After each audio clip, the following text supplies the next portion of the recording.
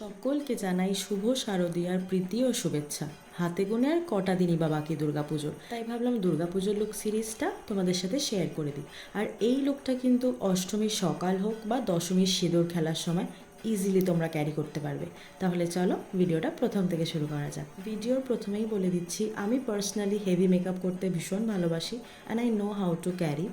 আর আজকেও আমি যে খুব মিডিয়াম বেস রেখেছি সেরকম নয়, বাট হ্যাঁ, তোমরা যদি দিনের বেলা করে বেরোতে চাও তাহলে একটু কম প্রোডাক্ট নিও। প্রথমে আমি যেটা ইউজ করেছি একটা লাইট ওয়েট ময়শ্চারাইজার। আর হ্যাঁ, আমি সব প্রোডাক্ট নিচে ডিসক্রিপশানে দিয়ে দেবো, তোমরা পারলে চেক করে নিও। আর মোটামুটি সব প্রোডাক্ট কিন্তু আন্ডার 300 অর 400, শুধু একটা দুটো প্রোডাক্ট ছেড়ে। তারপর প্রাইমারের জন্য আমি আজকে ইউজ করেছি মার্সের পাওয়ার গ্রিপ লং লাস্টিং প্রাইমার। এটা ভীষণ ভালো, তোমরা ট্রাই করে দেখতেই পারো। আর বেস্ট পার্ট ইজ ফাউন্ডেশনটা উঠে আসবে না যদি প্রপারলি তোমরা স্কিন প্রেপ করে নাও আগের থেকে। তো for the foundation I am using Maybelline super stay lumi matte liquid foundation. এটা ভীষণ ভালো, অনেকক্ষণ স্টে করে। দ্য বেস্ট পার্ট ইজ এটা ন্যাচারাল ফিনিশ দেয়। মানে আমি অনেকদিন পর মনে হচ্ছে আমি একটা বেস তৈরি করলাম, যেটা আমার ভীষণ পছন্দ হয়েছিল। তারপর আমি ফাউন্ডেশনটা ভালো মতন ব্লেন্ড করে লিকুইড ব্লাশ অ্যাপ্লাই করে নিচ্ছিলাম। এটা হচ্ছে মার্সের থেকেই, আর ডিরেক্ট না ফেসে অ্যাপ্লাই করবে না। তারপর আমি ব্লাশটাকেও ভালো মতন ব্লেন্ড করে নিলাম। আর আমি আজকে যেই স্পঞ্জটা ইউজ করছি, এটা হয়তো আমি আগেও একবার দুবার ইউজ করেছি।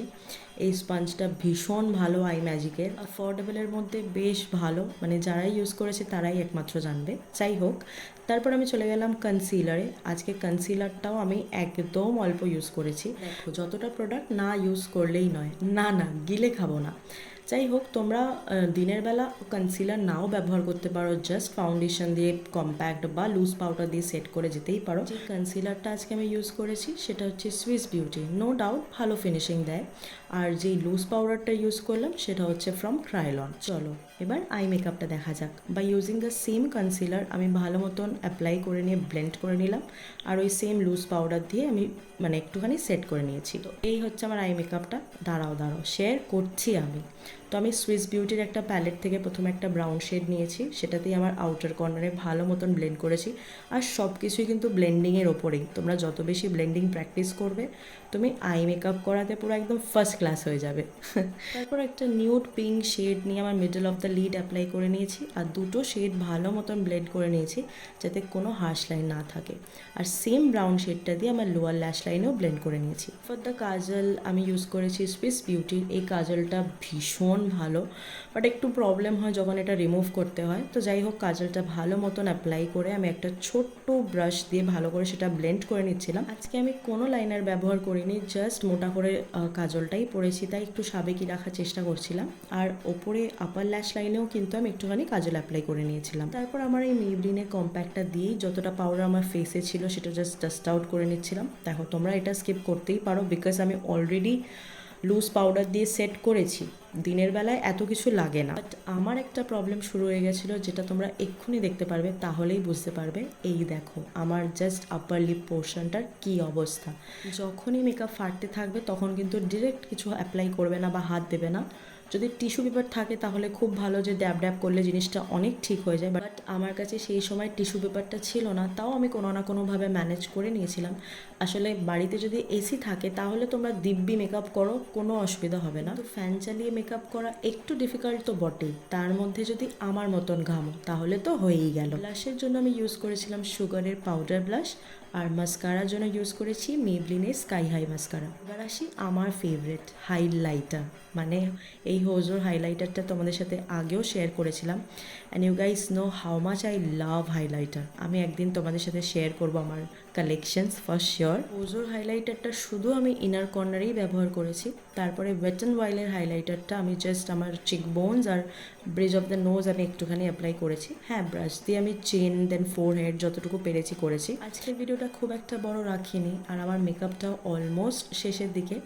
তারপরে আমি সেটিং স্প্রে ব্যবহার করে নিলাম। এটা হচ্ছে সুইস বিউটির, অ্যাফোর্ডেবলের মধ্যে বেস্ট।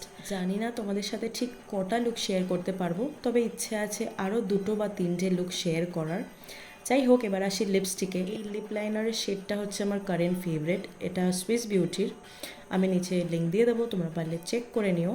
আর যে লিপস্টিকটা আজকে ব্যবহার করব সেটা হচ্ছে মার্সের। ওফ, কালারটা অসাধারণ, তোমরা জাস্ট দেখো। জানো, আগে রেড লিপস্টিক ব্যবহারই করতাম না, ভয় কিনতাম না যে কেমন লাগবে, বাট এই লিপ কম্বো ট্রাই করে ও মাই গড, দেখতেই পাচ্ছ আমার এক্সপ্রেশন, আই লিটারালি লাভ ইট। এরকম একটা লুক ক্রিয়েট করো, সাবেকি চোখ, রেড লিপস, একটা লাল টিপ আর লাল পা সাদা শাড়ি, অষ্টমীর সকালবেলা, মানে দারুণ লাগবে। আর হ্যাঁ, যদি এই লুকটা রিক্রিয়েট করো তাহলে ইনস্টাগ্রামে আমাকে ট্যাগ করতে কিন্তু একদমই ভুলবে না, আমি নিচে ডেসক্রিপশনে দিয়ে দেবো, তোমরা পারলে চেক করে নিও। ভেবেছিলাম কার্ল করব, বাট সেটা আর করিনি, হাতের সাহায্যে একটা সুন্দর মতন খোপা করে এই ফ্লাওয়ারগুলো কিনে এনেছিলাম। আর যাই হোক, এই ফ্লাওয়ার দেন জুয়েলারি এগুলো সব হাতিবাগান থেকেই কেনা, তো কার্ল তো আর করিনি, এমনি সিম্পল রেখেছিলাম। তোমরা চাইলে সামনের দিকটা কার্ল করতেই পারো, বেশ ভালো লাগবে।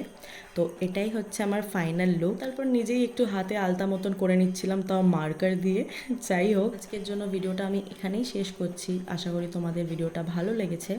যদি ভালো লেগে থাকে তাহলে অবশ্যই লাইক করো, কমেন্ট করো, শেয়ার করো। তোমরা কী ধরনের ভিডিও দেখতে চাইছো সেইগুলোও পারলে কমেন্ট করে লিখতে পারো। দুর্গাপুজো সবার খুব ভালো কাটুক, পরিবারের মানুষগুলোকে নিয়ে, ভালোবাসার মানুষগুলোকে নিয়ে সবাই খুব ভালোভাবে মজা করো। দেখা হচ্ছে নেক্সট ভিডিওতে, বাই।